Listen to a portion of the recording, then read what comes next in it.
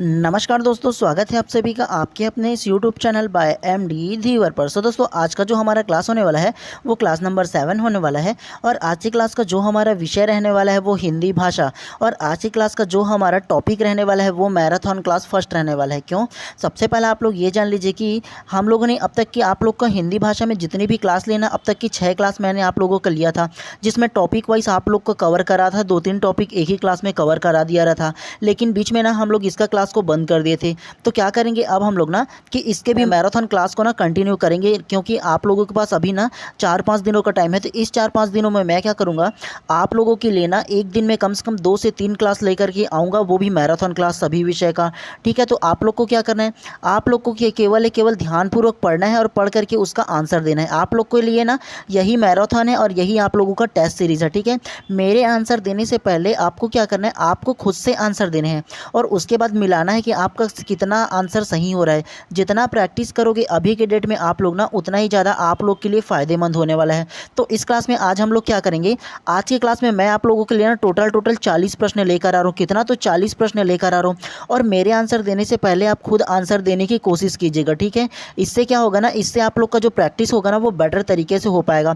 और इसमें जो 40 प्रश्न आ रहे हैं ना, वो किसी न किसी एग्ज़ाम में आया हुआ है। ठीक है, तो आपके लिए बहुत ही ज़्यादा हेल्पफुल रहने वाला है आज के ये क्लास, क्योंकि मैं आप लोगों के लिए ना आपके ना जो सिलेबस वाइज है ना उसी के तौर पर लेकर के आया हूँ। ठीक है, और एक बात, इसका जो पीडीएफ रहेगा ना, मतलब 40 प्रश्नों का जो पीडीएफ रहेगा ना, वो मैं अपने टेलीग्राम चैनल पर डाल दूंगा। तो जाकर के सर्च कर लीजिए बाय एमडी धीवर करके ना, तो वहाँ पर आप लोग का इसका जो पीडीएफ रहेगा ना, जो 40 प्रश्न का, वो आप लोगों को मिल जाएगा। इसके अलावा मैं इसी वीडियो के डिस्क्रिप्शन पर डाल दूंगा इसका लिंक को, टेलीग्राम का, तो वहाँ से जा करके ना वहाँ डाउनलोड कर लीजिएगा आप लोग। ठीक है, तो आप लोग को बहुत आसानी से ना दोबारा प्रैक्टिस करते हुए बन जाएगा। तो चलिए ज़्यादा देर नहीं करते हैं, चलिए हम लोग सीधा ना एमसीक्यू प्रश्न को करना शुरू करते हैं। ठीक है, और उससे पहले आप सभी लोगों से एक हम्बल रिक्वेस्ट है कि अगर आप लोग चैनल पे नए होंगे तो चैनल को सब्सक्राइब कर देना और बेल आइकन को दबा देना, ताकि इसी प्रकार की जब भी मैं आप लोगों का क्लास लेकर आऊँ ना, तो सबसे पहले आप लोगों को मिले और आप लोगों को ना ये वीडियोस का नोटिफिकेशन मिले। इसलिए ज़्यादा जरूरी कि आप चैनल को सब्सक्राइब कर दो। ठीक है, चलिए आज के क्लास को फटाक से स्टार्ट करते हैं। चलिए प्रश्न क्रमांक फर्स्ट को ध्यानपूर्वक पढ़िए। सबसे पहला, उच्चारण अवयवों से निकली हुई ध्वनियों को लिखित रूप देने के लिए जो स्वरूप दिया जाता है उसे कहते हैं। अर्थात जो उच्चारण अवयव है ना, उसमें से जो ध्वनि निकलती है ना, उसको लिखित रूप देने के लिए जो स्वरूप दिया जाता है उसे क्या कहते हैं, आप लोगों को ये बताना है। ऑप्शन ए अक्षर, ऑप्शन बी वर्ण, ऑप्शन सी ध्वनियाँ या ऑप्शन डी लिपि। तो क्या इसका आंसर होगा, बताइए सबसे पहले आप। तो प्रश्न क्रमांक फर्स्ट का जो करेक्ट आंसर है वो आप लोगों का ऑप्शन नंबर बी वर्ण करेक्ट हो जाएगा। कैसे? तो अगर आप लोग प्रश्न क्रमांक फर्स्ट को पढ़ोगे तो ध्यान से समझ में आएगा कि उच्चारण अव्यय से निकली हुई ध्वनि को लिखित रूप देने के लिए जो स्वरूप दिया जाता है उसे क्या कहते हैं बोला है। तो अगर इस प्रश्न को मैं आप लोगों को सरल शब्दों में समझाने की कोशिश करूँ ना, तो इसमें कहा है साफ साफ कि जैसे मैं अभी आप लोगों को बोल रहा हूँ तो मेरे मुँह से ध्वनि निकल रही है, और उस ध्वनि को अगर मैं लिखित रूप दूँ, ठीक है, कोई भी लिखित रूप दूँ जो मैं बोल रहा हूँ उसको, तो उसके स्वरूप को क्या कहते हैं ये बोला है। तो ये बताओ मेरे मुख से क्या निकल रहा है, वर्ण ही ना निकल रहा है एक एक करके। ठीक है, वर्ण कहने का मतलब एक एक अक्षर पहने ना निकल रहा है, एक एक वर्ण निकल रहा है। एक एक वर्ण करके, वर्ण मिल करके अक्षर बनता है, अक्षर मिल करके पूरा लाइन या पैराग्राफ पूरा बनता है ना, यही होगा ना। तो इस प्रकार से प्रश्न क्रमांक फर्स्ट का जो करेक्ट आंसर होगा ना, ऑप्शन नंबर बी वर्ण करेक्ट हो जाएगा। आप लोगों के मुख से जो चीज़ निकलती है ना, जो ध्वनि निकलती है ना, उसका अगर लिखित रूप बोलोगे ना, तो वो आप लोग का सबसे पहला जो निकलता है वो वर्ण निकलता है। एक एक वर्ण मिल करके वो आप लोग का एक शब्द बनता है, और एक एक शब्द को मिलाकर पूरे लाइन बनता है, और पूरे लाइन को मिलाकर पैराग्राफ बनता है। तो सबसे पहला क्या बनता है, तो वो वर्ण बनता है। ठीक है, और ये बात कर लो, लिपि अगर की बात करोगे ना, तो लिपि इसमें कौन सी लिपि आएगा, तो लिपि में देवनागरी लिपि आएगा। ठीक है, हिंदी जो हम लोग बोलते हैं, जो लिखते हैं ना, मतलब जो वर्ण आप लोगों के मुख से निकलेगा उसे आप लोग लिखोगे, तो उसके लिखित रूप को क्या बोलोगे, तो वो वर्ण कहलाता है। और उस वर्ण को लिखने के लिए जिस लिपि का प्रयोग किया जाता है वो देवनागरी लिपि कहलाता है। तो इतनी सी बातें आप लोगों को याद रखना है।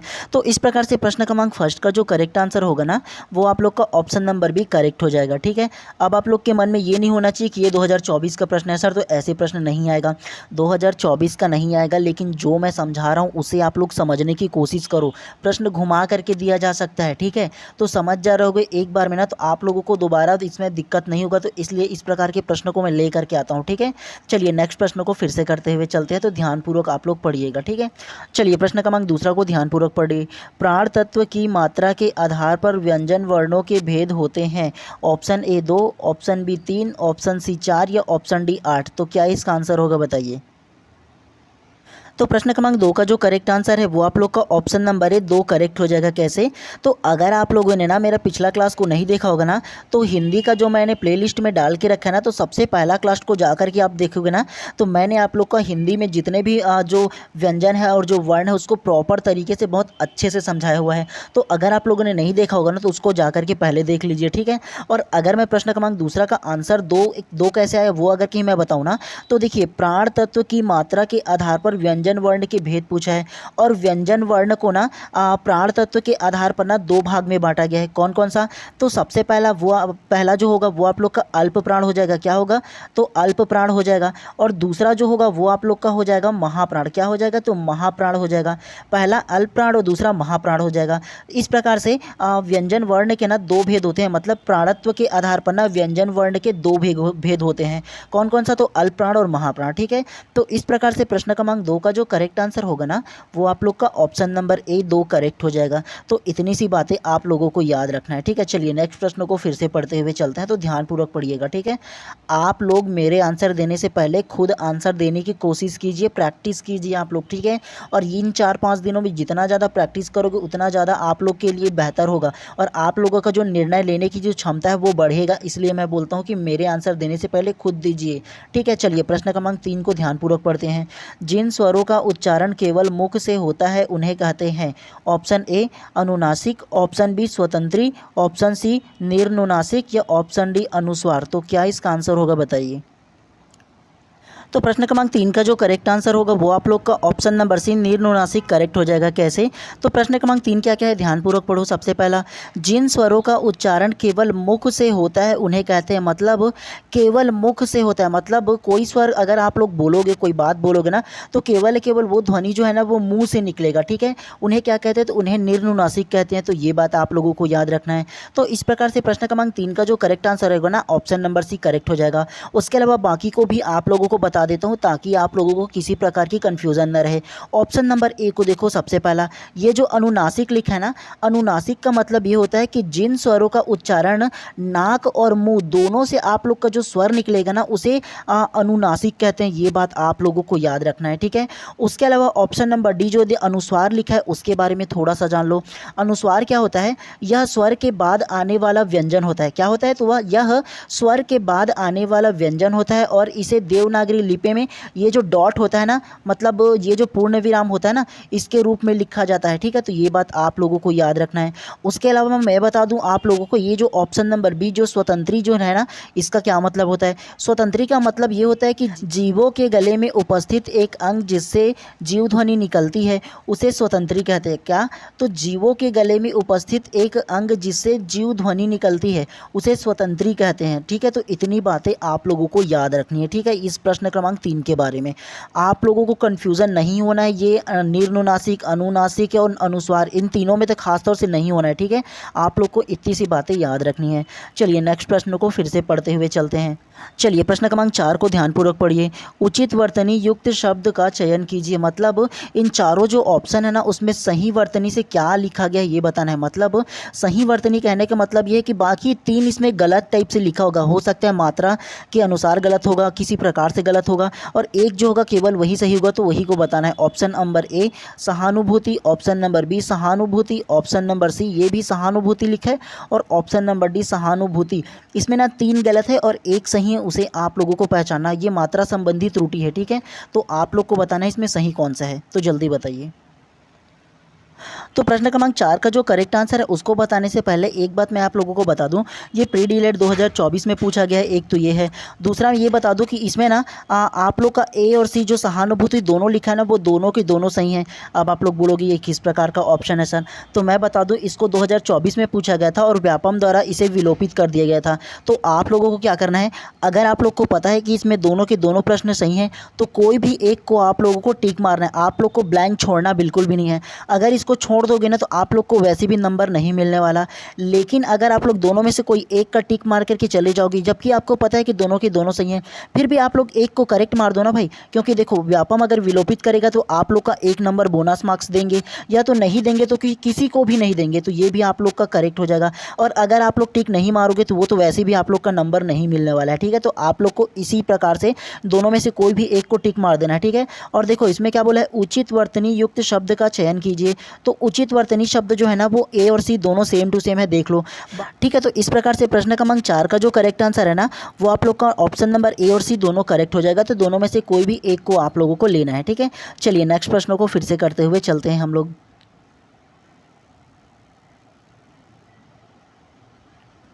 चलिए प्रश्न क्रमांक 5 को ध्यानपूर्वक पढ़िए। भाषा के शुद्ध रूप का ज्ञान किससे होता है? ऑप्शन ए लिपि से, ऑप्शन नंबर बी लिखित भाषा, ऑप्शन सी व्याकरण, या ऑप्शन डी पठन। तो क्या इसका आंसर होगा बताइए पहले आप। तो प्रश्न क्रमांक 5 का जो करेक्ट आंसर है वो आप लोगों का ऑप्शन नंबर सी व्याकरण करेक्ट हो जाएगा। कैसे? तो भाषा की शुद्ध रूप का ज्ञान किससे होता है बोला है, तो किसी भी भाषा की शुद्ध रूप का और उसके अशुद्ध रूप का ज्ञान किससे पता चलता है हम लोग को? व्याकरण से ही ना पता चलता है। जी हाँ, तो इसी प्रकार से हिंदी में अगर कि हम लोग पढ़ते हैं तो पहले उसका व्याकरण भी पढ़ाया जाता है, ताकि हम लोग का जो गलत मात्रा है और सही मात्रा है, क्या सही है क्या गलत है, हिंदी के बारे में ये पता चले। उसी प्रकार से अगर हम लोग इंग्लिश पढ़ते हैं तो इंग्लिश में ग्रामर पढ़ाया जाता है। इससे क्या होता है, इससे हम लोग का इंग्लिश में जो भाषा का ज्ञान हो जाता है, मतलब ग्रामर के माध्यम से हम लोग जान लेते हैं कहाँ पर कौन सा सेंटेंस आएगा, ये हम लोग को पता चल जाता है। तो इसी प्रकार से भाषा के शुद्ध रूप का ज्ञान जो होता है वो व्याकरण से होता है, अर्थात ग्रामर से होता है। तो इस प्रकार से प्रश्न क्रमांक 5 का जो करेक्ट आंसर होगा ना वो आप लोग का ऑप्शन नंबर सी करेक्ट हो जाएगा, व्याकरण। चलिए नेक्स्ट प्रश्न को फिर से पढ़ते हुए चलते हैं। चलिए प्रश्न क्रमांक 6 को ध्यानपूर्वक पढ़िए। स्वरों के निश्चित चिन्हों को कहते हैं? ऑप्शन ए मात्रा, ऑप्शन बी विराम, ऑप्शन सी अनुस्वार, या ऑप्शन डी चंद्र बिंदु। तो क्या इसका आंसर होगा पहले आप बताइए। तो प्रश्न क्रमांक 6 का जो करेक्ट आंसर है वो आप लोग का ऑप्शन नंबर ए मात्रा करेक्ट हो जाएगा। कैसे? तो प्रश्न क्रमांक 6 को सबसे पहला पढ़ो, क्या बोला है, स्वरों के निश्चित चिन्हों को कहते हैं। स्वरों के निश्चित चिन्हों को कहते हैं। आप लोगों को थोड़ा सा सरल तरीके से इसको समझाओ ना, तो आप लोग मुझे ये बताओ ये क्या है? अ की मात्रा है ना, तो ये एक चिन्ह हुआ ना। आप लोग दोबारा मुझे ये बताओ ये क्या है? ए की मात्रा है ना। उसके अलावा फिर से आप लोग मुझे ये बताओ ये क्या है? ए की मात्रा है ना। तो ये बताओ ये क्या है? ये सब के सब ये जितना है वो सारा चीज़ एक चिन्ह है ना। चिन्ह की वजह से क्या हम लोग समझते हैं, यहाँ पर अगर कहीं मैं ना डाल दूँ तो ये क्या हो जाएगा? नए हो जाएगा। तो ये बताओ स्वरों की निश्चित चिन्ह है ना, ये निश्चित चिन्ह को क्या बोलते हैं हम लोग? तो ये स्वर है ना एक प्रकार से, ये जो मात्रा दिया है उसको, तो स्वरों के निश्चित चिन्ह को हम लोग क्या कहते हैं? ये मात्रा कहते हैं। मतलब मात्रा के फॉर्म में उसके चिन्ह को लिखा जाता है। समझ में आया आप लोगों का? प्रकार से अगर कहीं मैं कोई वर्ड लिख देता हूँ, जैसे रोम लिख देता हूँ, ठीक है, ये जो रोम लिखा हूँ, रोम से आप लोग को क्या समझ में आए, ये जो स्वर की जो मात्रा है ना इसका निश्चित चिन्ह है ना। ये जो निश्चित चिन्ह है उसको क्या कहते हैं हम लोग? ठीक है, उसको मात्रा ही ना कहते हैं। इसके वजह से ही नहीं हम लोग को पता चला है। तो इस प्रकार से प्रश्न क्रमांक 6 का जो करेक्ट आंसर होगा वो आप लोग को ऑप्शन नंबर ए मात्रा करेक्ट हो जाएगा। ठीक है, चलिए नेक्स्ट प्रश्न को फिर से पढ़ते हुए चलते हैं, तो ध्यानपूर्वक आप लोग पढ़िएगा। ठीक है, चलिए प्रश्न क्रमांक 7 को ध्यानपूर्वक पढ़िए। दो स्वरों का संयुक्त रूप कहलाता है? ऑप्शन ए मूल स्वर, ऑप्शन बी प्रधान स्वर, ऑप्शन सी संयुक्त स्वर, या ऑप्शन डी इनमें से कोई नहीं। तो क्या इसका आंसर होगा बताइए पहले आप। तो प्रश्न क्रमांक 7 का जो करेक्ट आंसर है वो आप लोग का ऑप्शन नंबर सी संयुक्त स्वर करेक्ट हो जाएगा। कैसे? तो प्रश्न क्रमांक 7 को पहले ध्यानपूर्वक पढ़ो। दो स्वरों का संयुक्त रूप कहलाता है। तो अगर मैं आप लोगों को ये जो प्रश्न क्रमांक 7 है उसे सरल तरीके से समझाऊँ ना, तो संयुक्त स्वर उसे कहते हैं जो दो या दो से अधिक स्वरों को मिलाकर बनते हैं, उसे संयुक्त स्वर कहते हैं। अब आप लोगों को एग्जाम्पल के थ्रू समझा देता हूँ। जैसे कि मैं आप लोगों का एक जो वर्ड है वो लिख देता हूँ औ। औ जो है वो दो स्वरों को मिलकर बना है। कौन कौन सा? तो आ प्लस ओ। कौन सा? तो आ प्लस ओ को मिलाकर के क्या बना है? औ जो शब्द है वो बना है। तो आप लोग का एक वर्ण और दो वर्ण, तो दो वर्णों को मिलाकर जो एक वर्ण बनता है ना उसे संयुक्त वर्ण कहते हैं। क्या कहते हैं? तो संयुक्त वर्ण कहते हैं। ये बात आप लोगों को याद रखना है। ठीक है, और उसके अलावा ऑप्शन नंबर ए मूल स्वर। तो मूल स्वर किसे कहते हैं वो भी थोड़ा सा जान लो। जिन स्वरों के उच्चारण कम से कम समय लगता है, मतलब जिन स्वरों के उच्चारण से ना बहुत कम समय लगता है, उन्हें मूल स्वर कहते हैं। ये बात आप लोग को याद रखना है। अगर इसका मैं एग्जांपल दूँ ना, तो आ हो गया, ई हो गया, ऊ हो गया, ये तीनों जो है ना वो आप लोगों का क्या कहलाएगा? वो मूल स्वर कहलाएगा। ये बात आप लोगों को याद रखना है। और उसके अलावा ये जो ऑप्शन नंबर जो बी है ना, प्रधान स्वर, तो प्रधान स्वर किसे कहते हैं ये बात थोड़ा सा आप लोग जान लो। जिन स्वरों का उच्चारण में प्रधानता हो, मतलब जिन स्वरों के उच्चारण में जो प्रधान शब्द मिले ना, तो उसे प्रधान स्वर कहते हैं। तो ये बात आप लोगों को याद रखना है। तो इस प्रकार से प्रश्न क्रमांक 7 का जो करेक्ट आंसर होगा ऑप्शन नंबर सी, संयुक्त स्वर करेक्ट हो जाएगा इसमें। ठीक है, चलिए नेक्स्ट प्रश्न को फिर से पढ़ते हुए चलते हैं हम लोग। चलिए प्रश्न क्रमांक 8 को ध्यानपूर्वक पढ़िए। या कौन सा व्यंजन है, मतलब आप लोग को बताना है ये जो या लिखा हुआ है ना, वो कौन सा व्यंजन है आप लोगों को ये बताना है। ऑप्शन ए स्पर्श व्यंजन, ऑप्शन बी अंतस्थ, ऑप्शन सी संयुक्त, या ऑप्शन डी ऊष्म। तो क्या इसका आंसर होगा पहले आप बताइए, फिर ना मैं आप लोगों को विस्तार पूर्वक इसका आंसर बताऊंगा। तो प्रश्न क्रमांक 8 का जो करेक्ट आंसर है वो आप लोग का ऑप्शन नंबर बी अंतस्थ करेक्ट हो जाएगा। कैसे, तो ये जो या लिखा हुआ है ना वो कौन सा व्यंजन है पूछा है, तो या जो लिखा हुआ है ना वो आप लोग का अंतस्थ व्यंजन हो जाता है। ठीक है, और ये जो अंतस्थ व्यंजन है ना मुख्यतः 4 प्रकार के होते हैं। कौन कौन सा, तो सबसे पहला या आएगा, उसके बाद र आएगा, फिर ये उसके बाद ला आएगा, और उसके बाद व आएगा। ठीक है, तो या र ला व, ये जो 4 आप लोग का जो वर्ण है ना वो अंतस्थ व्यंजन कहलाता है। अब ये अंतस्थ व्यंजन क्या होता है, इसे अगर कि थोड़ा सा समझाऊँ ना, तो अंतस्थ व्यंजन अंतःकरण से उच्चारित होने वाले व्यंजनों को अंतस्थ व्यंजन कहते हैं। ये इसकी परिभाषा है। आप लोगों को इसकी परिभाषा को याद करने की बिल्कुल भी आवश्यकता नहीं है। अंतस्थ किसे कहते हैं, इसके 4 जो शब्द हैं ना, मतलब 4 जो वर्ण है उसे सिर्फ याद रखना है आप लोगों को। उसके अलावा ये जो ऊष्म है ना वो श श श ह हो जाएगा। ठीक है, जितने भी श होंगे ना वो आप लोग का ऊष्म कहलाता है। क्या, तो श श, एक और श कौन सा होता है, तो वो श हो जाएगा, और एक लास्ट में जो ह है ना, ये 4 आप लोग का ऊष्म व्यंजन कहलाता है। उसके अलावा ये जो संयुक्त व्यंजन है वो 2 प्रकार के होते हैं, संयुक्त स्वर होता है और संयुक्त व्यंजन होता है। तो दोनों प्रकार से होता है। ठीक है, आगे मैं आप लोगों को इन दोनों के बारे में बताऊंगा। और उसके अलावा ये जो ऑप्शन नंबर ए में जो स्पर्श व्यंजन है ना, तो स्पर्श व्यंजन के लिए मैंने आप लोग को बताया था ना कि 5 जो वर्ण है उसे आप लोग को याद रखना है, बोल के मैं अपने पिछले क्लास में कि आप लोग को बोला था ना कि क, और उसके बाद च, उसके बाद ट, उसके बाद त, और फिर उसके बाद प। ये जो 5 जो वर्ण है उसे याद करने के लिए बोला था ना मैंने आप लोग को। ठीक है, तो ऐसे ही आप लोगों को याद करते हुए चलना है। ठीक है, तो इस प्रकार से प्रश्न क्रमांक 8 का जो करेक्ट आंसर होगा ना वो आप लोग का ऑप्शन नंबर भी करेक्ट हो जाएगा। ये जो या है ना वो आप लोग का अंतस्थ व्यंजन में आएगा। इतना ज़्यादा मैं आप लोगों को क्यों बता रहा हूँ, ताकि आप लोग का अगर कि मैराथन क्लास है ना तो सारे ऑप्शन को मैं बताते हुए चलूँ। भले ही आप लोग को अभी टाइम लग रहा है, तो अभी आप लोग ज़्यादा समय दोगे ना तो सारी चीज़ों के बारे में बताया जाएगा। ठीक है, अगर सारी चीज़ों के बारे में जान लोगे तो आप लोगों के लिए आसानी से होगा। ठीक है, अगर मैं आप लोग को केवल एक को करा करके चला जाऊँ कि ये या क्या है, तो या को बता दूं अंतस्थ है, उसके बाद मैं आगे बढ़ जाऊं तो आप लोग ये बताओ उसके अलावा अंतस्थ में और क्या क्या आता है, ये आप लोग समझ पाओगे क्या। जैसे मैंने बताया था ना य र ल व, ये जो आप लोग का जो 4 वर्ण दिया गया है ये चारों को आप लोग समझ पाओगे क्या। अगर मान लो इसके बजाय अगर र देते और पूछ दिया जाए ये कौन सा व्यंजन है, तो आप लोग बता पाओगे क्या, नहीं बना बता पाओगे ऐसे में। तो इसीलिए मैं आप लोग को पूरा डिटेल देता हूँ ताकि आप लोग को जो तैयारी है ना चौमुखी प्रकार से सभी तरफ से हो सके, चाहे कैसा भी प्रश्न पूछे आप लोगों को आसानी से बन सके। ठीक है, ताकि मैं आप लोग का ये जो ऑप्शन है उसको, ये जो ऑप्शन है उसको, ये जो ऑप्शन है उसको सारे को बता देता हूँ ताकि अच्छे से आप लोग का माइंडसेट में क्लियर हो जाए। ठीक है, चलिए नेक्स्ट प्रश्न को करते हुए चलते हैं फिर से। चलिए प्रश्न क्रमांक 9 को ध्यानपूर्वक पढ़िए। अनुनासिक ध्वनि से युक्त शब्द कौन सा है, ऑप्शन ए गंध, ऑप्शन बी संग, ऑप्शन सी भांति, या ऑप्शन डी अंग। तो क्या इसका आंसर होगा बताइए। तो प्रश्न क्रमांक 9 का जो करेक्ट आंसर होगा वो आप लोग का ऑप्शन नंबर सी भांति करेक्ट हो जाएगा। कैसे, तो अनुनासिक के बारे में मैंने आप लोग को क्या बताया था, पहले आप लोग को बताया था कि जिस वर्ण का उच्चारण, जिस शब्द का उच्चारण में नाक और मुंह दोनों से ध्वनियाँ निकलती है उसे अनुनासिक के वर्ण कहते हैं, ये मैंने बोला था। तो सबसे पहले आप लोग ना ये जो ऑप्शन नंबर सी है जो भांति है ना उसे बोल करके देखो। बोल करके देखोगे तो आप लोग ऑब्जर्व करो कि नाक और मुँह से दोनों से हवा जो है ना, जो ध्वनि है वो निकल रहा है। अगर यकीन ना हो तो अपने नाक को छपक करके देखो और फिर उसका उच्चारण करके देखो। सबसे पहला ये जो ऑप्शन नंबर सी है उसको, तो आप लोग को समझ में आएगा कि नाक को छपक के भी बोलोगे ना तो अलग सा वर्ण आएगा। ठीक है, तो आप लोग ट्राई करके देखो। सबसे पहला ये जो ऑप्शन नंबर सी है। ठीक है, और अनुनासिक के बारे में आप लोग ये याद रखना कि इसका जो उच्चारण है वो नाक और मुंह से दोनों से निकलता है। ठीक है, जो ध्वनि होता है वो उसे अनुनासिक के कहते हैं, और अनुनासिक युक्त जो ध्वनि है ना वो भांति है। ठीक है, तो इस प्रकार से प्रश्न क्रमांक 9 का जो करेक्ट आंसर होगा ऑप्शन नंबर सी करेक्ट हो जाएगा। चलिए नेक्स्ट प्रश्न को फिर से पढ़ते हुए चलते हैं, तो ध्यानपूर्वक आप लोग पढ़ते हुए चलिएगा, ठीक है।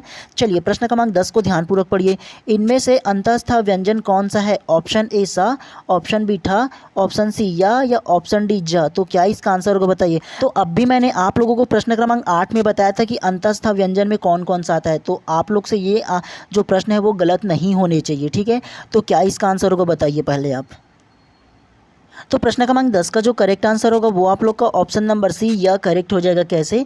तो मैंने आप लोगों को प्रश्न क्रमांक 8 में बताया था ना कि अंतस्थ व्यंजन कौन कौन सा होता है। तो अंतस्थ जो व्यंजन है वो आप लोग का य, र, ल और व, ये जो चार आप लोग का जो वर्ण है ना वो अंतस्थ व्यंजन कहलाता है। इसे मैंने आप लोगों को याद करने के लिए बोला था।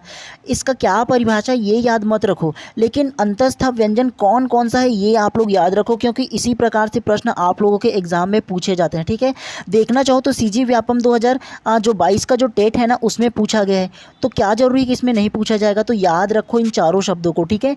तो इस प्रकार से प्रश्न क्रमांक 4 का जो करेक्ट आंसर है ऑप्शन नंबर सी करेक्ट हो जाएगा। इन चारों को याद रखोगे ना तो आप लोगों से किसी भी प्रकार से प्रश्न पूछे इसके बारे में आसानी से आप लोग आंसर दे पाओगे, ठीक है। तभी मैं आप लोगों को पूरा डिटेल से पढ़ाते हुए चलता हूँ, ठीक है। मेरा उद्देश्य आप लोग को केवल एक को पढ़ा करके चले जाना नहीं, आप लोगों को सभी प्रकार से पढ़ाना है, ठीक है। चलिए प्रश्न क्रमांक 11 को पढ़िए अब। ध्वनियों के मेल से बने सार्थक वर्ण समुदाय को क्या कहते हैं? ऑप्शन ए अक्षर, ऑप्शन बी अर्थ, ऑप्शन सी शब्द या ऑप्शन डी वाक्य। तो क्या इसका आंसर होगा बताइए पहले आप। तो प्रश्न क्रमांक 11 का जो करेक्ट आंसर है वो आप लोग का ऑप्शन नंबर ए अक्षर करेक्ट हो जाएगा। कैसे? तो चलिए सबसे पहला प्रश्न क्रमांक 11 को ढंग से पढ़ो। ध्वनि के मेल से बने सार्थक वर्ण समुदाय को क्या कहते हैं? तो ध्वनि के मेल से जो बने सार्थक समुदाय जो है ना वो आप लोग का अक्षर कहलाता है। कैसे? तो अगर मैं एक शब्द लिख दूँ ख, तो आप लोग ये बताओ कि ये ख जो है वो ध्वनियों के मेल से बना हुआ है। तो ख में कौन कौन सा अगर की बोलोगे तो कौन कौन सा अक्षर छिपा हुआ है इसमें? तो देखो ये जो ख है और ख के साथ जो प्लस करके जो आ है ना वो हो करके बना है, तो आप लोग का ख प्लस अ करके सीधा ख बना है। ये आप लोग को समझना है। मतलब ध्वनि के मेल से ना सार्थक वर्ण से बना हुआ है तो वो अक्षर कहलाता है या वर्ण कहलाता है, ये बात आप लोगों को याद रखना है। तो इस प्रकार से प्रश्न क्रमांक 11 का जो करेक्ट आंसर है ऑप्शन नंबर ए जो अक्षर है ना वो करेक्ट हो जाएगा, ठीक है। शब्द नहीं होगा, शब्द होता तो वो पूरे के पूरे एक शब्द लिखा था, एक से दो जो वर्ण है वो आता, ठीक है। तो इस प्रकार से प्रश्न क्रमांक 11 का जो करेक्ट आंसर है ना option number A he correct हो जाएगा, ठीक है। चलिए नेक्स्ट प्रश्न को फिर से पढ़ते हुए चलते हैं हम लोग। चलिए प्रश्न क्रमांक 12 को ध्यानपूर्वक पढ़िए। निम्न स्वर में ह्रास्व है? ऑप्शन ए अ, ऑप्शन बी आ, ऑप्शन सी उ या ऑप्शन डी ए। तो क्या इसका आंसर होगा बताइए पहले आप। तो प्रश्न क्रमांक 12 का जो करेक्ट आंसर है वो आप लोग का ऑप्शन नंबर 1 करेक्ट हो जाएगा। अ जो है वो निम्न स्वर में ह्रास्व स्वर है पूछा है। तो ह्रास्व स्वर कौन कौन सा होता है ये बात आप लोग जान लो, ध्यानपूर्वक याद रखना इसे भी, ठीक है। चाहो तो अपने कॉपी में नोट कर लेना, कोई दिक्कत नहीं है, ठीक है। अभी में तो ह्रास्व स्वर या मूल स्वर ना वो आप लोग का अ, ई, ऊ और ये जो त्रि है आप लोग का, तो ये चार जो आप लोग का वर्ण जो है ना वो आप लोग का ह्रास्व स्वर या मूल स्वर कहलाता है। तो ये बात आप लोगों को याद रखना है, ठीक है। तो इस प्रकार से प्रश्न क्रमांक 12 का जो करेक्ट आंसर है ना ऑप्शन नंबर 1 करेक्ट हो जाएगा, ठीक है। अ, ई, ऊ, त्रि ये आप लोग का ह्रास्व स्वर कहलाता है। इसे आप लोग याद रखो या कोई कॉपी में नोट करके रख लो, ठीक है। और एग्जाम से पहले एक बार जरूर पढ़ लेना, बता रहा हूँ आप लोगों को। चलिए नेक्स्ट प्रश्न को फिर से पढ़ते हुए चलते हैं इसी प्रकार से। चलिए प्रश्न क्रमांक 13 को ध्यानपूर्वक पढ़िए। अनुस्वार युक्त शब्द है। ऑप्शन ए कार्य, ऑप्शन बी अग्र, ऑप्शन सी अंगूर या ऑप्शन डी गांव। तो क्या इसका आंसर होगा बताइए। तो प्रश्न क्रमांक 13 का जो करेक्ट आंसर है वो आप लोगों को ऑप्शन नंबर सी अंगूर करेक्ट हो जाएगा। कैसे? तो प्रश्न क्रमांक 13 को ध्यानपूर्वक पढ़ो। अनुस्वार युक्त शब्द है बोला है। तो मैंने आप लोगों को प्रश्न क्रमांक 8 में क्या बताया था अनुस्वार के बारे में। तो अनुस्वार के बारे में मैंने आप लोग को बताया था कि जिन व्यंजन का उच्चारण, मतलब जिन शब्द का उच्चारण नाक से होता है, मतलब आप लोग अगर अंगूर उच्चारण करोगे ना तो उसकी ध्वनि नाक से निकलेगा, तो उसे आप लोग अनुस्वार कहते हैं, ये मैंने बताया था आप लोगों को। और इसके आगे की स्पेसिफिक आप लोगों को परिभाषा बताऊं ना तो अनुस्वार स्वर के बाद आने वाला व्यंजन है जिसकी उच्चारण ध्वनि नाक से निकलती है। मतलब अगर उच्चारण करोगे ना जिस शब्द को ना तो उसका जो ध्वनि है ना वो नाक से निकलेगा, ठीक है। तो उसे अनुस्वार कहते हैं, ये मैंने आप लोगों को प्रश्न क्रमांक 8 में बताया था, ठीक है। तो इस प्रकार से प्रश्न क्रमांक 13 का जो करेक्ट आंसर होगा ना वो आप लोग का ऑप्शन नंबर सी जो है ना अंगूर वो करेक्ट हो जाएगा। इसको उच्चारण करके देखो, अधिकतर जो ना आप लोग का 90% जो साउंड है ना वो नाक से निकलता हुआ है, मतलब ध्वनि जो जो है ना वो नाक से निकलता है। ठीक है, तो इस प्रकार से प्रश्न क्रमांक 13 का करेक्ट आंसर क्या होगा? ऑप्शन नंबर सी हो जाएगा। और आप लोगों को ये जो अनुस्वार है उसको पहचानने का अगर कि एक तरीका बताऊँ ना, तो एक तरीका ये है कि ये जो अम की जो बिंदु आप लोगों को नज़र आएगा ना, सिर्फ बिंदु वाली बात, ठीक है, वो आप लोग का अनुस्वार हो जाएगा। तो ये दोनों ट्रिक आप लोगों को याद रखना है। ठीक है, चलिए नेक्स्ट प्रश्न को फिर से हम लोग पढ़ते हुए चलते हैं। तो इतनी सी बातें आप लोगों को याद रखना है। चलिए प्रश्न क्रमांक 14 को ध्यानपूर्वक पढ़िए। मुख के जिस भाग से जिस वर्ण का उच्चारण होता है उसे उसका उच्चारण स्थान कहा जाता है। बताइए उ और पा वर्ग वर्ण का उच्चारण स्थान निम्न में से कौन सा है? ऑप्शन ए ओष्ठ, ऑप्शन बी तालु, ऑप्शन सी नासिक और या ऑप्शन डी दंत। तो क्या इसका आंसर होगा बताइए। सबसे पहला आप लोग ना ये जो तीनों जो वर्ण दिया हुआ ना उसको देखो, जो ये जो उ और पा जो है ना वो कौन सा उच्चारण स्थान में आता है आप लोगों को ये बताना है। ठीक है, मैंने आप लोग को अपना क्रमांक फर्स्ट में बताया हुआ था इसके बारे में विस्तार पूर्वक। ठीक है, तो क्या इसका आंसर होगा बताइए। तो प्रश्न क्रमांक 14 का जो करेक्ट आंसर है वो आप लोग का ऑप्शन नंबर है ओष्ठ करेक्ट हो जाएगा। कैसे? तो ये जो उ और ये जो प वर्ण है ना वो आप लोग का ओष्ठ वर्ण में आता है। और इसको समझाने के लिए मैंने आप लोग का फर्स्ट क्रमांक जब मैंने हिंदी का क्लास लिया था ना तो उसमें आप लोग को विस्तार पूर्वक बताया था ना कि क्या क्या आप लोगों को याद रखना है। कि आप लोग को कंठव्य, तालव्य, मूर्धन्य, दंतव्य, ओष्ठ, कंठ, तलव्य, कंठोष्ठ इतना सारों को याद करने के लिए बताया था। और उसमें बताया था कि इसमें जो वर्ण आता है उनको आप लोगों को याद रखना है बोल करके बताया था। तो चलिए शॉर्ट में ना मैं आप लोगों को इसको छोटा कर देता हूं और थोड़ा सा आप लोगों को बता देता हूं ताकि आप लोग को ना अच्छे से याद हो सके। ठीक है, सबसे पहला मैंने आप लोग को क्या बताया था? कंठव्य। तो कंठव्य में मैंने क बस लिख देता हूं। ठीक है, दूसरा मैंने क्या बताया था? तालव्य। तालव्य में ता लिख देता हूं। ठीक है, कंठव्य, तालव्य। तीसरा में क्या बोला था? मूर्धन्य। तो मूर्धन्य में मैं मुंह बना देता हूं। ठीक है, उसके बाद क्या बोला था? दंतव्य के दंतव्य का द बना देता हूं। ठीक है, और कंठव्य, तालव्य, मूर्धन्य, दंतव्य, ओष्ठ है उसके बाद। ठीक है, क्या आएगा? तो ओष्ठ आ जाएगा। ओष्ठ के बाद क्या आएगा? तो कंठ, तालव्य आएगा। तो कंठ और त कर देता हूँ, कंठ, तालव्य। और उसके बाद क्या आएगा? तो कंठ, ओष्ठ आएगा। ठीक है, तो कंठ, ओष्ठ ये आ जाएगा। तो इतने सारे को मैंने आप लोग को याद रखने के लिए बोला था। तो सबसे पहला अगर हम लोग देखें तो कंठव्य में क्या आएगा? तो कंठव्य में वो होगा आप लोगों का अ अनार का आएगा और अ आमे का आप लोग का ये कंठव्य में आ जाएगा। तालव्य में क्या आएगा? तो तालव्य में वो आप लोगों का ई इमली का और ई ईक का आ जाएगा, ये तालव्य में हो जाएगा। उसके अलावा ये जो मूर्धन्य उसमें क्या आएगा? तो मूर्धन्य में ये जो री ऋषि का है ना केवल वो आ जाएगा। उसके अलावा दंतव्य में क्या आएगा? तो दंतव्य में कुछ नहीं आएगा, आप लोगों का ये जो स्वर वर्ण होगा ना उसमें कुछ नहीं आएगा। ठीक है, ये बात आप लोग को याद रखना है।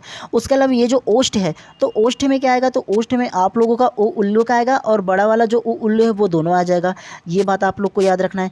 उसके बाद ये जो कंठ तलव है उसमें क्या आएगा? तो कंठ तलव में ए एड़ी का आएगा और ऐनक का आएगा, ये जो है वो दोनों आ जाएगा। उसके अलावा कंठ ओष्ठ में क्या आएगा? तो कंठ ओष्ठ जो है ना उसमें आप लोग का स्वर वर्ण में कुछ भी नहीं आएगा। तो इतना सारा चीज़ मैंने आप लोग को याद करने के लिए बोला था अपने फर्स्ट क्रमांक क्लास में जो हुआ था हिंदी का उसमें। तो आप लोग इसमें प्रश्न में क्या पूछा है देखो, उ और पा कौन से वर्ण में उच्चारण स्थान है बोला है। तो आप लोग मुझे ये बताओ, ये दिख रहा है कि नहीं आप लोग को? ओष्ठ में दिख रहा है कि नहीं बताओ पहले। और ओष्ठ में कौन से ऑप्शन में?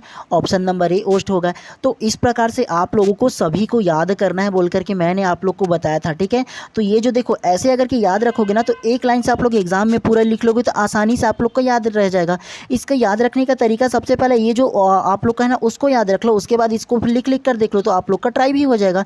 कंठव्य, तालव्य, मूर्धन्य, दंतव्य, ओष्ठ, कंठ, तालव्य, कंठोष्ठ। जैसे मुझे याद हो गया वैसे ही आप लोगों को भी याद करना है। ठीक है, चलिए तो इस प्रकार से प्रश्न क्रमांक 14 का जो करेक्ट आंसर होगा ऑप्शन नंबर सी करेक्ट हो जाएगा। इसी प्रकार से आप लोगों को याद करते हुए चलना है, भले ही अभी टाइम लग रहा है चलेगा, लेकिन एग्जाम में आप लोग जल्दी से आंसर दे पाओ इसलिए मैं सारा चीज़ बता रहा हूँ आप लोगों का। ठीक है, चलिए प्रश्न क्रमांक 15 को ध्यानपूर्वक पढ़िए। य र ल व व्यंजनों को कहा जाता है। ऑप्शन ए ऊष्म व्यंजन, ऑप्शन बी अंतस्थ व्यंजन, ऑप्शन सी स्पर्श व्यंजन या ऑप्शन डी संयुक्त व्यंजन। मैंने आप लोगों को कई बार बताया है इसी क्लास में। ठीक है, तो क्या इसका आंसर होगा बताइए, और ये प्रश्न गलत नहीं होना चाहिए आप लोगों से। तो प्रश्न क्रमांक 15 का जो करेक्ट आंसर है वो आप लोग का ऑप्शन नंबर बी अंतस्थ व्यंजन करेक्ट हो जाएगा। कैसे? तो यार अलावा को मैंने कई बार आप लोग को बताया है ना कि यार अलावा जो व्यंजन है वो आप लोग का अंतस्थ व्यंजन कहलाता है। तो इस प्रकार से प्रश्न क्रमांक 15 का जो करेक्ट आंसर है ऑप्शन नंबर बी करेक्ट हो जाएगा आप लोगों का। चलिए नेक्स्ट प्रश्न को फिर से फटाफट अंदाज में पढ़ते हुए चलते हैं। प्रश्न क्रमांक 16 को ध्यानपूर्वक पढ़िए। निम्नलिखित में से वर्तनी की दृष्टि से त्रुटिपूर्ण शब्द को पहचानिए।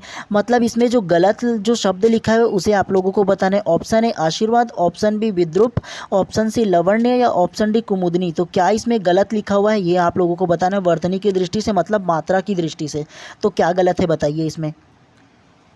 तो प्रश्न क्रमांक 16 का जो करेक्ट आंसर है वो आप लोग का ऑप्शन नंबर डी, ये जो कुमुदनी लिखा है ना वो आप लोग का गलत हो जाएगा, वर्तनी की दृष्टि से गलत हो जाएगा, मतलब मात्रा की दृष्टि से गलत हो जाएगा। और प्रश्न क्रमांक 16 भी कहा है कि वर्तनी की दृष्टि से त्रुटिपूर्ण शब्द बोला है, मतलब गलत शब्द को छांटिए बोला है, तो ये जो कुमुदनी है ना वो गलत हो जाएगा। इसका सही वर्ण क्या आएगा, तो इसका जो सही वर्ण है वो आप लोग का आ जाएगा कि यहाँ बस ऐसे कु हो जाएगा और ये जो मुँह हो जाएगा, और उसके बाद ये जो दनी हो लिखा है ना तो वो दीनी हो जाएगा, क्या हो जाएगा, तो कुमुदनी ये हो जाएगा। ठीक है, तो इस प्रकार से प्रश्न क्रमांक 16 का जो करेक्ट आंसर है ऑप्शन नंबर डी आप लोग का करेक्ट हो जाएगा। चलिए नेक्स्ट प्रश्न को फिर से पढ़ते हुए चलते हैं, तो ध्यानपूर्वक इसको भी पढ़िएगा आप लोग। ठीक है, चलिए प्रश्न क्रमांक 17 को ध्यानपूर्वक पढ़िए। सही वर्तनी वाले शब्द का चयन कीजिए, मतलब जो सही लिखा हुआ शब्द है ना उसको आप लोग को छांटना है। Option A Dwarika, option B Dwarka, option C Dwarika या ऑप्शन डी द्वारका। तो क्या इसका आंसर होगा बताइए पहले आप। तो प्रश्न क्रमांक 17 का जो करेक्ट आंसर है वो आप लोग का option number B Dwarka correct हो जाएगा। कैसे, तो मुझे पता है कि अनेक जो लोग हैं ना वो ऑप्शन नंबर ए द्वारिका जो लिखा है ना उसे करेक्ट मार लिए होंगे, लेकिन ये गलत है। ठीक है, सही वर्तनी बोलोगे ना तो वो आप लोग का ऑप्शन नंबर बी द्वारिका नहीं बोलते, द्वारका बोलते हैं। क्या बोलते हैं, तो द्वारका बोलते हैं। ठीक है, जो बोलते हैं ना कि द्वारिकाधीश बोल करके, तो उसको द्वारकाधीश बोलते हैं, ये बात आप लोगों को याद रखना है। तो इस प्रकार से प्रश्न क्रमांक 17 का जो करेक्ट आंसर है ऑप्शन नंबर बी आप लोग का करेक्ट हो जाएगा। चलिए नेक्स्ट प्रश्न को फिर से पढ़ते हुए चलते हैं। चलिए प्रश्न क्रमांक 18 को पढ़िए। निम्नलिखित में सही वर्तनी वाला शब्द है, मतलब सही जो लिखा हुआ है आप लोगों को वो छांटना है। ऑप्शन ए चरमोत्कर्ष, ऑप्शन बी महत्वाकांक्षा, ऑप्शन सी मुमूर्ष या ऑप्शन डी दायित्व। तो क्या इसका आंसर होगा बताइए। तो प्रश्न क्रमांक 18 का जो करेक्ट आंसर है वो आप लोगों का ऑप्शन नंबर सी मुमूर्ष करेक्ट हो जाएगा। कैसे, तो प्रश्न क्रमांक 18 में क्या बोला है, सही वर्तनी वाले शब्द छांटिए बोला है, मतलब सही वर्तनी वाले शब्द कौन सा है ये पूछा है। तो सही वर्तनी वाले जो शब्द है जो करेक्ट लिखा है वो मुमूर्ष करेक्ट हो जाएगा, बाकी सब किसी न किसी प्रकार से गलत ही होगा। तीनों को देख लो ध्यानपूर्वक, ठीक है, तो आप लोगों का समझ में आ जाएगा। तो इस प्रकार से प्रश्न क्रमांक 18 का जो करेक्ट आंसर है ना ऑप्शन नंबर सी मुमूर्ष जो है ना वो आप लोग का करेक्ट हो जाएगा। चलिए प्रश्न क्रमांक 19 को ध्यानपूर्वक पढ़िए। निम्नलिखित में से किस वर्ण का उच्चारण तालु से होता है। ऑप्शन ए र, ऑप्शन बी श, ऑप्शन सी व या ऑप्शन डी श। तो क्या इसका आंसर होगा बताइए। मैंने आप लोग को अभी कुछ टाइम पहले बताया था पूरे वर्ण के बारे में थोड़े से, तो क्या इसका आंसर होगा बताइए पहले आप।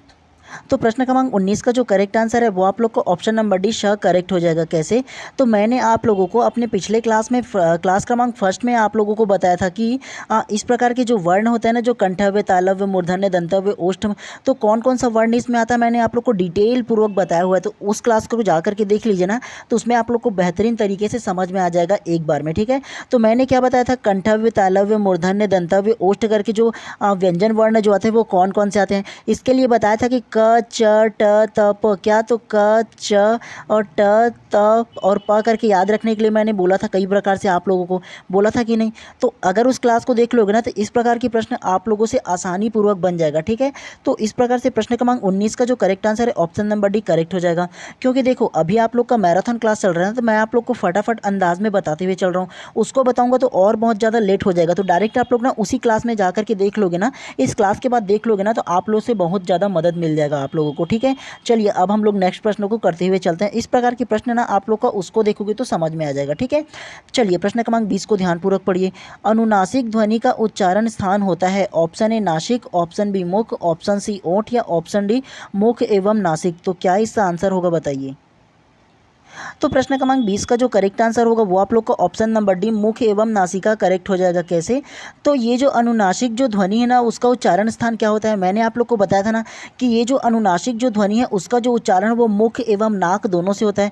नाक को नासिका कहा जाता है। ठीक है, तो मुख एवं नाक से जिस प्रकार की ध्वनि निकलता है ना उसे अनुनासिक जो वर्ण है वो कहते हैं। ठीक है, उच्चारण स्थान जो है वो कहते हैं। तो इस प्रकार से प्रश्न क्रमांक 20 का जो करेक्ट आंसर है ऑप्शन नंबर डी आप लोग का करेक्ट हो जाएगा। चलिए नेक्स्ट प्रश्न को फिर से पढ़ते हुए चलते हैं। चलिए प्रश्न क्रमांक 21 को ध्यानपूर्वक पढ़िए। अभ्यंतर प्रयत्न के अनुसार वर्ण के उच्चारण के मुख्य रूप से कितने भेद हैं। Option A 3, option B 2, option C 5 या ऑप्शन डी 4। तो क्या इसका आंसर होगा बताइए पहले आप। तो प्रश्न क्रमांक 21 का जो करेक्ट आंसर है वो आप लोग का ऑप्शन नंबर डी 4 करेक्ट हो जाएगा। कैसे, तो सबसे पहला प्रश्न क्रमांक 21 को पढ़ो। अभ्यंतर प्रयत्न के अनुसार वर्ण के उच्चारण के मुख्य स्वरूप से कितने भेद होते हैं बोला है। तो अभ्यंतर प्रयत्न के अनुसार 4 प्रकार के होते हैं, ये बात आप लोगों को याद रखना है। कुछ चीज़ें ऐसी होंगी जिसे आप लोगों को रटने होंगे। ठीक है, तो अभ्यंतर प्रयत्न के अनुसार 4 प्रकार होते हैं, ये बस आप लोगों को याद रखना है। ठीक है, इतना ही बस को याद रखते हुए चलना है। चलिए नेक्स्ट प्रश्न को फिर से करते हुए चलते हैं। चलिए प्रश्न क्रमांक 22 को ध्यानपूर्वक पढ़िए। निम्नलिखित में से कौन सा संयुक्त वर्ण नहीं है? ऑप्शन ए, ऑप्शन बी औ, ऑप्शन सी ड या ऑप्शन डी ज्ञ। तो क्या इसका आंसर होगा बताइए। तो प्रश्न क्रमांक 22 का जो करेक्ट आंसर है वो आप लोग का ऑप्शन नंबर सी ड करेक्ट हो जाएगा। कैसे? तो प्रश्न 22 क्या कहा है? निम्नलिखित में से कौन सा संयुक्त वर्ण नहीं है बोला है। सिर्फ संयुक्त वर्ण बोल दिया है, ठीक है, संयुक्त वर्ण। अब संयुक्त वर्ण क्या होता है? तो संयुक्त वर्ण को मैंने आप लोग को पिछले प्रश्न में बताया था कि संयुक्त वर्ण दो प्रकार से होते हैं। एक संयुक्त स्वर होता है, कौन सा? तो एक संयुक्त स्वर होता है। संयुक्त स्वर कौन सा होता है? तो मैं शॉर्ट में लिख देता हूँ संयुक्त, और ये जो स्वर है वो, ठीक है। तो संयुक्त स्वर कौन कौन सा होता है? तो संयुक्त स्वर ए ओ और ये जो अ है ना वो आप लोग का संयुक्त स्वर कहलाएगा। उसी प्रकार से संयुक्त व्यंजन क्या कहलाएगा? क्या कहलाएगा? तो संयुक्त व्यंजन कौन सा कहलाएगा? तो संयुक्त व्यंजन जो है ना वो आप लोग का छ छतरी का, क्या? तो छ छतरी का, त्रा त्रिशूल का, ज्ञा ज्ञानी का और स्रा श्रमिक का, ये जो चारों जो वर्ण आप लोग का है ना वो संयुक्त व्यंजन कहलाएगा। और ये जो चार वर्ण है वो आप लोग का संयुक्त स्वर कहलाएगा। तो आप लोग इन चारों को देखो। सबसे पहला ए जो है वो आप लोग का क्या है? ए है वो आप लोग का इसमें संयुक्त स्वर में आता है। औ जो है वो भी आप लोग का संयुक्त स्वर में आता है। और ये जो ज्ञा है वो आप लोग का संयुक्त व्यंजन में आता है। ज्ञा जो है वो यहाँ पर है ना। लेकिन पूछा क्या है प्रश्न में? संयुक्त वर्ण नहीं है बोला है। तो संयुक्त वर्ण कौन सा है? तो ऑप्शन नंबर जो सी है, जो ड है, वो नहीं है। देखो जी, उसमें देखो संयुक्त स्वर में देखो और संयुक्त व्यंजन में देखो, दोनों में दिख रहा है क्या? नहीं दिख रहा है ना। तो आप लोग का ऑप्शन नंबर सी करेक्ट हो जाएगा। तो इस प्रकार से प्रश्न क्रमांक 22 का करेक्ट आंसर क्या होगा? ऑप्शन नंबर सी हो जाएगा, क्योंकि संयुक्त वर्ण नहीं है पूछा है ना जी। तो इन दोनों को आप लोगों को याद रखना है। चाहो तो कॉपी पेन लेकर के लिख लो, ठीक है। ऐसे प्रश्न पूछा ही जाएगा घुमावदार टाइप से। अगर एक बार समझ जाओगे ना तो दोबारा आप लोगों को नहीं लगेगा पढ़ने के लिए, ठीक है। चलिए अब फिर से नेक्स्ट प्रश्न को पढ़ते हुए चलते हैं। चलिए प्रश्न क्रमांक 23 को ध्यानपूर्वक पढ़िए। ई और ई किस प्रकार का वर्ग है? तो ये वर्ग नहीं वर्ण होगा, ठीक है। तो किस प्रकार का वर्ण है ये पूछा है। ऑप्शन ए कंठव्य, ऑप्शन बी दंत्य, ऑप्शन सी दंतोष्ठ या ऑप्शन डी तालव्य। तो क्या इसका आंसर होगा बताइए। तो प्रश्न क्रमांक 23 का जो करेक्ट आंसर है वो आप लोग का ऑप्शन नंबर डी तालव्य करेक्ट हो जाएगा। कैसे? तो मैंने आप लोग को पिछले प्रश्न में बताया था ना कि जो ई और ई है वो कौन सा वर्ण में आता है बोल करके। तो मैंने बताया था ना कि आप लोग को याद करना है कंठव्य, तालव्य, मूर्धन्य, दंतव्य, ओष्ठ, कंठ तालव्य, कंठोष्ठ, दंतोष्ठ करके इतना सारा याद करने के लिए बोला था ना। उसके अलावा उसमें बताया था ना कि कौन सा वर्ड किस किस में आता है बोल करके। तो ये जो ई और ई है ना वो आप लोग का तालव्य व्यंजन में आता है, मतलब तालव्य जो वर्ण है उसमें आता है, ठीक है। तो इस प्रकार से प्रश्न क्रमांक 23 का जो करेक्ट आंसर है ना ऑप्शन नंबर डी करेक्ट हो जाएगा। आप लोगों को दोबारा क्यों नहीं बता रहा हूँ, एक बार मैंने आप लोग को पिछला जो उसमें है ना प्रश्न में उसमें बता दिया है, तो शॉर्ट में आप लोग को बता दे रहा हूँ, ठीक है। इसीलिए ताकि आप लोग को याद रहे। बार बार बताऊंगा तो आप लोग तो बताओगे कि डिपेंड हो जाओगे, इसीलिए नहीं बता रहा हूँ आप लोग को, ठीक है। आप लोग उसको दोबारा देख लीजिए, कोई दिक्कत नहीं है, लेकिन आराम से इसका आंसर देते हुए चलिएगा, ठीक है। चलिए नेक्स्ट प्रश्न को फिर से पढ़ते हुए चलते हैं। चलिए प्रश्न क्रमांक 24 को ध्यानपूर्वक पढ़िए। निम्नलिखित में से कौन सा स्वर मूल स्वर, ह्रास्व स्वर, कंठ एवं घोष ध्वनि है? ऑप्शन ए अ, ऑप्शन बी ई, ऑप्शन सी उ या ऑप्शन डी त्रि। तो क्या इसका आंसर होगा बताइए पहले आप। तो प्रश्न क्रमांक 24 का जो करेक्ट आंसर है वो आप लोगों का ऑप्शन नंबर ए जो है ना वो करेक्ट हो जाएगा। कैसे? तो निम्न में से कौन सा स्वर मूल स्वर, ह्रास्व स्वर, कंठ एवं घोष ध्वनि है पूछा है। तो ये जो चारों प्रकार की जो मूल स्वर, ह्रास्व स्वर, कंठ और घोष जो है ना वो केवल ऑप्शन नंबर ए जो आ है ना वो करेक्ट हो जाएगा। तो इस प्रकार से प्रश्न क्रमांक 24 का जो करेक्ट आंसर है ऑप्शन नंबर ए आप लोगों का करेक्ट हो जाएगा, ठीक है। चलिए नेक्स्ट प्रश्न को फिर से पढ़ते हुए चलते हैं। प्रश्न क्रमांक 25 को ध्यानपूर्वक पढ़िए। अल्प प्राण और महाप्राण ध्वनियों का संबंध है। ऑप्शन ए हवा की कम बेसी से, ऑप्शन बी स्वर तंत्रियों से, ऑप्शन सी अलजिह्वा से या ऑप्शन डी स्पष्टता से। तो क्या इसका आंसर होगा बताइए। तो प्रश्न क्रमांक 25 का जो करेक्ट आंसर है वो आप लोग का ऑप्शन नंबर है हवा की कम बेसी से करेक्ट हो जाएगा। कैसे? तो ये जो आप लोग का अल्प प्राण और महाप्राण जो ध्वनि है ना उसका संबंध है ना वो हवा की कम बेसी से है। और मैंने आप लोग को बताया था कि प्राणत्व के आधार पर इसको दो भाग में बांटा गया, अल्प प्राण और महाप्राण करके। तो ये जो दोनों अल्प प्राण और महाप्राण जो है ना वो हवा की कम बेसी के आधार पर भी बांटा गया। तो ये बात आप लोगों को याद रखना है।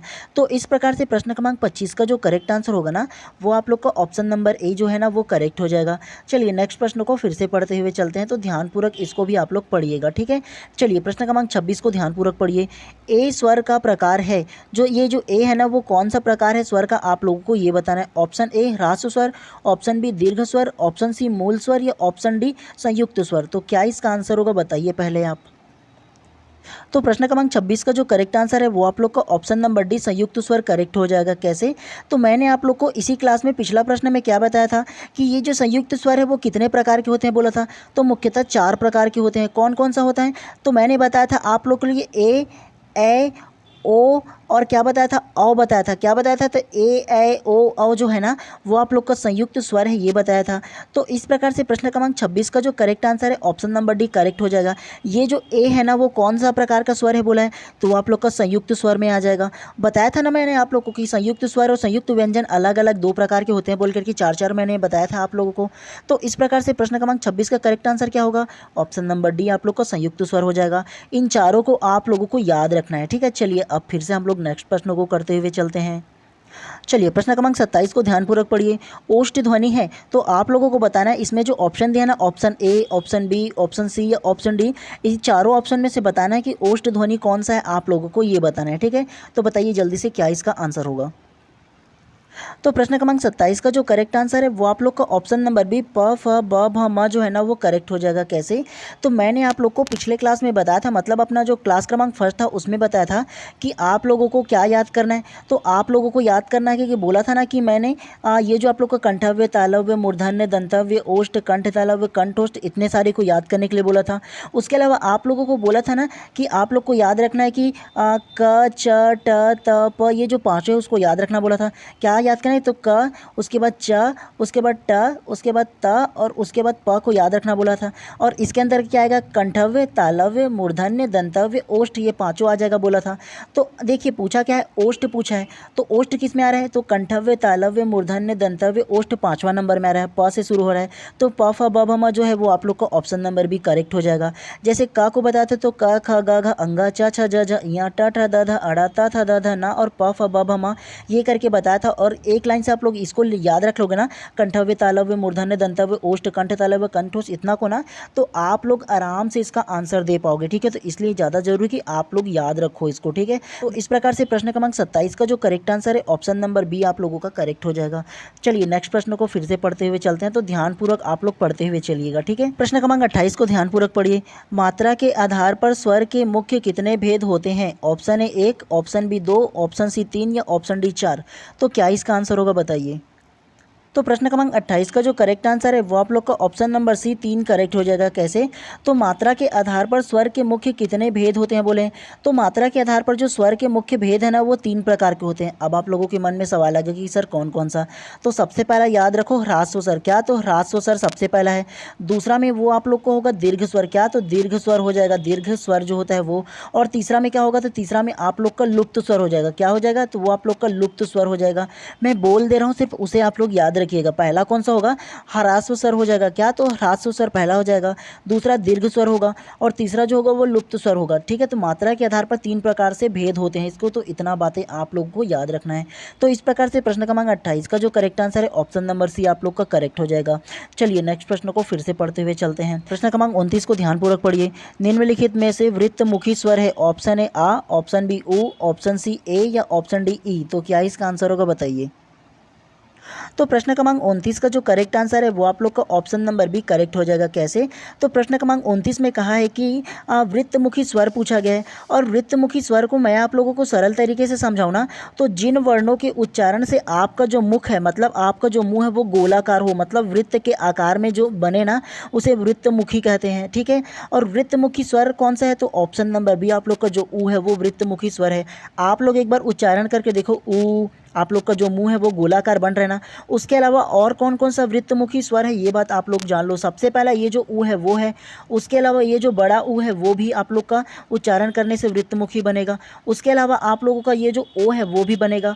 उसके अलावा आप लोग का ये जो औ है ना ये भी बनेगा। तो 4 ऐसे वर्ण हैं जिसका उच्चारण करने पर आपका जो मुख है ना वो वृत्तमुखी मतलब गोलाकार बनेगा। तो इन चारों को आप लोगों को याद रखना है। तो इस प्रकार से प्रश्न क्रमांक 29 का जो करेक्ट आंसर है ऑप्शन नंबर बी ऊ जो है वो करेक्ट करेक्ट हो जाएगा। एक बार इन चारों वर्णों को उच्चारण करके देखो जी, तो आप लोगों को अच्छे से समझ में आ जाएगा।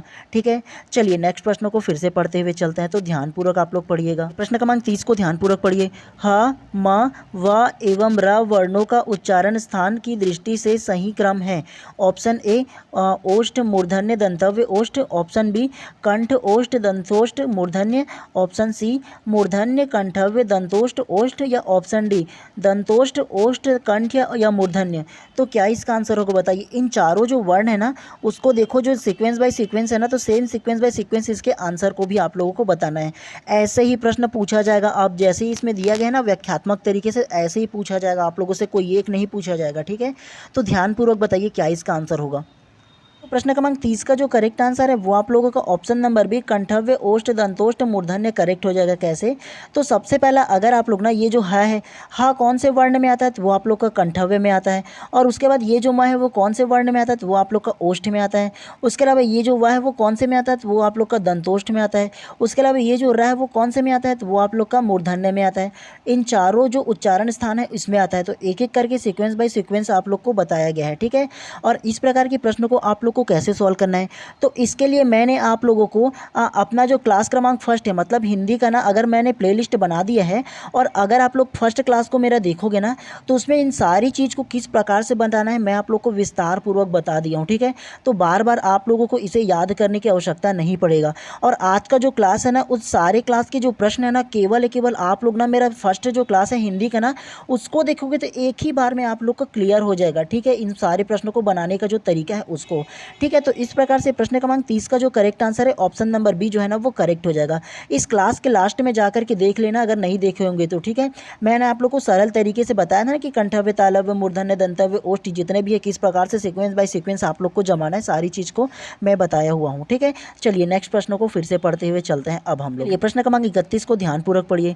नासिक के व्यंजन किसे कहा जाता है। ऑप्शन ए जिन व्यंजनों के उच्चारण में हवा मुख से निकलती है, ऑप्शन बी जिन व्यंजनों का उच्चारण में हवा नाक से निकलती है, ऑप्शन सी जिन व्यंजनों के उच्चारण में हवा जिह्वा से निकलती है, या ऑप्शन डी इनमें से कोई नहीं। तो क्या इसका आंसर होगा बताइए आप।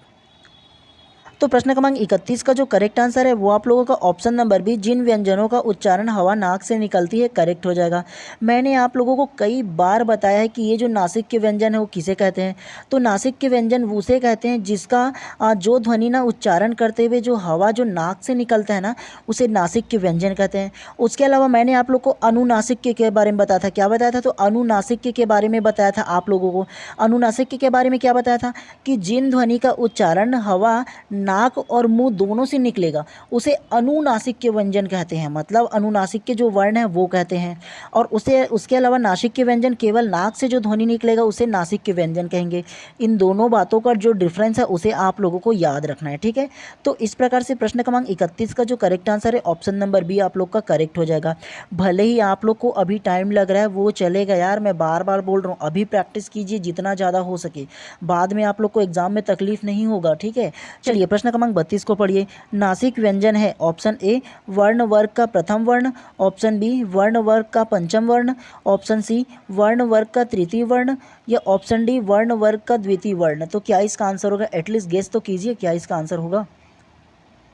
तो प्रश्न क्रमांक 32 का जो करेक्ट आंसर है वो आप लोग का ऑप्शन नंबर बी वर्ण वर्ग का पंचम वर्ण करेक्ट हो जाएगा। कैसे, तो ये जो नासिक के व्यंजन है पूछा है ना, तो इसको आप लोग का प्रश्न को हल करने के लिए आपको क्या करना पड़ेगा।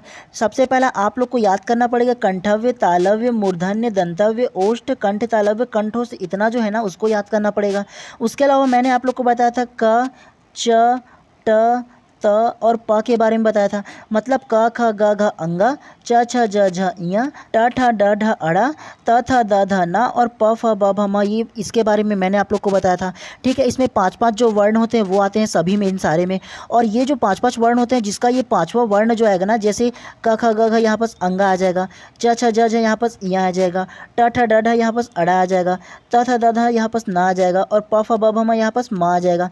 तो ये लास्ट का जो 5 जो वर्ण है ना अंतिम पांचवा वर्ण ना उसे नासिक के कहते हैं, ये बात आप लोगों को याद रखना है। तो इस प्रकार से प्रश्न क्रमांक 32 का जो करेक्ट आंसर है ऑप्शन नंबर बी करेक्ट हो जाएगा। एक बार इसे याद कर लोगे ना तो दोबारा आप लोगों को याद करने की आवश्यकता नहीं पड़ेगा, और इसमें से ना लगभग 70 से 80% प्रश्न इसी में से ही पूछा जाता है और आराम से आप लोग बता पाओगे, एक बार आप लोग याद रख लोगे इसे तो ठीक है। सेम अगर कोई देखना चाहो ना तो सेम प्रश्न क्रमांक 33 को पढ़ो, ये भी उसी में से ही प्रश्न है। च व्यंजन का उच्चारण होता है, मैंने बोला था ना अभी आप लोगों को कि च व्यंजन का उच्चारण होता है, ये बताना है। ऑप्शन ए नासिका से, ऑप्शन बी तालु से, ऑप्शन सी दंत से या ऑप्शन डी यत्सर्य से। तो क्या इसका आंसर होगा बताइए। तो प्रश्न क्रमांक 33 का जो करेक्ट आंसर है वो आप लोग का ऑप्शन नंबर बी तालु से करेक्ट हो जाएगा। कैसे? तो सबसे पहला प्रश्न को देखो क्या बोला है, च व्यंजन पूछा है। ये जो च व्यंजन है वो कौन से उच्चारण होता है, मतलब कौन से वर्ग में उच्चारण होता है ये पूछा है, तो तालु में ही ना होगा जी। कैसे? तो मैंने अभी आप लोग को क्या बोला था, आप लोग को याद करने के लिए कंठव्य, तालव्य, मूर्धन्य, दंतव्य, ओष्ठ इतना तक की याद करना बोला था। उसके बाद क्या बोला था मैंने आप लोग को, क, च, ट, त और प याद करने के लिए बोला था। पूछा क्या है, च को पूछा है। तो अगर आप लोग इसको याद रखोगे तो ये जो च है वो कौन से में आता है, तो सबसे पहला क्या बोला था कंठव्य, दूसरा बोला था तालव्य, तो तालव्य में ना च आएगा जी, बोला था ना ऐसे ही आप लोगों को। तो इसको आप लोग याद रखोगे तो प्रश्न क्रमांक 33 का करेक्ट आंसर क्या है, ऑप्शन नंबर बी तालु। एक बार में देखते ही प्रश्न को आप लोग को समझ में आ जाएगा, तो इसीलिए मैं बोल रहा हूँ, बार बार आप लोग को बोल रहा हूँ कि इसको आप लोग को याद कर लो, याद नहीं हो रहा तो रट लो, कोई दिक्कत नहीं है ठीक है। प्रश्न क्रमांक 34 को ध्यानपूर्वक पढ़िए। स्वर ध्वनि किसके सहयोग से उच्चारित होती है? ऑप्शन ए स्वतंत्र रूप से, ऑप्शन बी व्यंजन के सहयोग से, ऑप्शन सी विसर्ग के सहयोग से या ऑप्शन डी उपयुक्त में से कोई नहीं। तो क्या इसका आंसर होगा बताइए पहले आप। तो प्रश्न क्रमांक 34 का जो करेक्ट आंसर है वो आप लोग का ऑप्शन नंबर है स्वतंत्र रूप से करेक्ट हो जाएगा। कैसे? तो स्वर ध्वनि किसके सहयोग से उच्चारित होता है बोला है, तो जो स्वर ध्वनि आप लोग का है ना, वो जो स्वर ध्वनि है वो स्वतंत्र रूप से प्रयोग होता है, उसमें किसी भी प्रकार की जो सहायता है ना उसकी आवश्यकता नहीं पड़ती। जबकि जो व्यंजन ध्वनि है ना उसको ना स्वर की सहायता से होता है। जैसे अगर मैं ख बोलूँ या अगर मैं क बोलूँ, ठीक है, ये व्यंजन है दोनों के दोनों।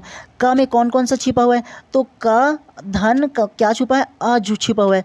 क बोल करके देखो ना जी, क के साथ अ भी उच्चारित होता है ना, क के साथ अ उच्चारित हुआ ना। ख भी बोलो तो ख के साथ अ उच्चारित हो रहा है, तो ये ना स्वर की सहायता से उच्चारित होता है जो व्यंजन होता है वो। जबकि स्वर जो होता है वो स्वतंत्र रूप से किसी की भी सहायता इसको नहीं पड़ता। जो आप लोग अनाराम पढ़ते हो ना, अ से लेकर के अह तक की, तो वो जो आप लोग का स्वर है वो स्वतंत्र रूप से उच्चारित होता है। तो इतनी बातें आप लोगों को याद रखना है। तो इस प्रकार से प्रश्न क्रमांक 34 का जो करेक्ट आंसर है ऑप्शन नंबर बी आप लोग का करेक्ट हो जाएगा। चलिए नेक्स्ट प्रश्न को फिर से पढ़ते हुए चलते हैं, तो ध्यानपूर्वक आप लोग पढ़िएगा ठीक है। चलिए प्रश्न क्रमांक 35 को पढ़िए। स्वर वर्ण छांटिए, तो स्वर वर्ण कौन सा है छांटिए, तो सरल है आप लोग के लिए, option A, option B, option C या ऑप्शन डी। तो क्या इसका आंसर होगा बताइए। क्रमांक 35 का जो करेक्ट आंसर है वो आप लोग का ऑप्शन नंबर बी आ ई करेक्ट हो जाएगा। इसमें पूछा है स्वर ध्वनि छांटिए, तो स्वर ध्वनि यही ना होगा जी, हम तो कब से ही जानते हैं, जब पहली दूसरी पढ़ रहे थे तभी से हम समझ गए थे कि ये स्वर है और ये व्यंजन है बोल करके। तो इस प्रकार से प्रश्न क्रमांक 35 का जो करेक्ट आंसर है ऑप्शन नंबर बी करेक्ट हो जाएगा। चलिए इसी प्रकार से फिर से नेक्स्ट प्रश्न को पढ़ते हुए चलते हैं। चलिए प्रश्न क्रमांक 36 को ध्यानपूर्वक पढ़िए। मौखिक स्वर है option A, option B, option C या ऑप्शन डी। तो इनमें से कौन सा मौखिक स्वर है आप ये बताइए पहले।